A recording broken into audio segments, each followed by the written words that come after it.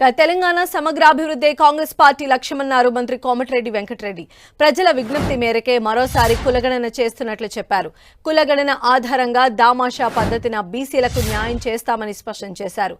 గత ప్రభుత్వం నిర్బంధంగా సర్వే చేసిందని, తమ ప్రభుత్వం పారదర్శకంగా సర్వే చేసినా విపక్షాలు విమర్శించడం బాధాకరమన్నారు మంత్రి కోమటిరెడ్డి వెంకటరెడ్డి. తెలంగాణ సమగ్రాభివృద్ధి లక్ష్యం. కులగణన మీద మీరు ఆ రోజు హరీష్ రావు, కేటీఆర్, కేసీఆర్ ఫామ్ హౌస్లో ఉండి ఆయన కానీ వాళ్ళ బంధువులు కానీ ఎవరు పార్టిసిపేట్ చేయలేదు. వాళ్ళు ఉన్నది 0.5%. సరే 3% తక్కువ వచ్చిందనే వాళ్ళు వీళ్ళంటే ఎందుకు మనం నిజాయితీగా చేస్తున్నాం.